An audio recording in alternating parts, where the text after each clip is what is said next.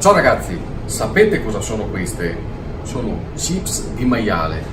Sapete come si fanno? Ce lo fa vedere lui, Marco, 24 anni, un talento pure in cucina.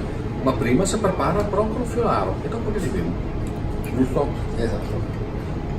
Per cucinare il broccolo bisogna innanzitutto partire dalla pulizia, che è molto importante. Abbiamo separato le foglie più grandi del broccolo, che poi abbiamo leggermente sminuzzato e sbollentato in acqua bollente salata per un paio di minuti, e dopo siamo andati a raffreddarli immediatamente in acqua e ghiaccio, anche con il sale, in modo da mantenere il colore vivo verde del broccolo. Dopodiché siamo andati a sminuzzare notevolmente il nostro broccolo e abbiamo preparato il ripieno per i nostri ravioli. Abbiamo aggiunto del ricotta, del parmigiano reggiano e della cipolla maturata, abbiamo mescolato il tutto e dopo abbiamo farcito i nostri ravioli. È divertente fare questo piatto?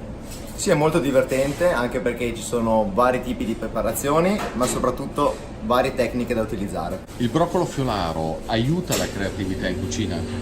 Certo, perché è un prodotto molto versatile, si può accompagnare con diversi tipi di pietanze, dalla carne anche al pesce, ed è un ortaggio multiuso.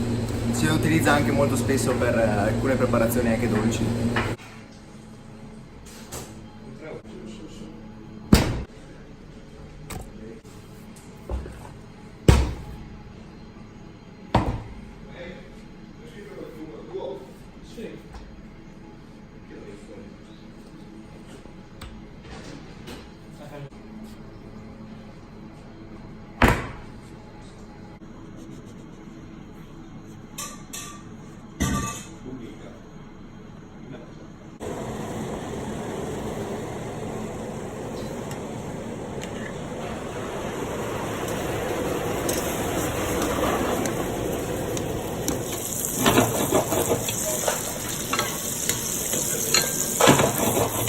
E poi arriva il popcorn di maiale. Esattamente, non è altro che la cotica del maiale che abbiamo sbollentato per diverse ore, l'abbiamo dopodiché raffreddata e essiccata, abbiamo creato dei piccoli quadratini che poi abbiamo fritto in abbondante olio caldo ed è successo questa magia. Ma non è ancora finita? No, non è ancora finita, abbiamo fatto inoltre questo uovo poché, o come preferisco chiamarlo, un uovo al cartoccio, che abbiamo posizionato sopra il nostro raviolo, e la magia di questo uovo è che quando noi andremo a tagliarlo ci sarà una bella magia di colori, perché uscirà tutto il liquido, tutto il tuorlo e andrà a colorare il nostro piatto.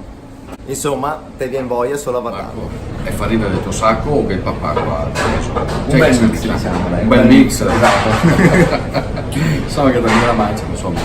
Grazie ragazzi, complimenti, veramente bello. Come al solito che manca il cucciaro. No.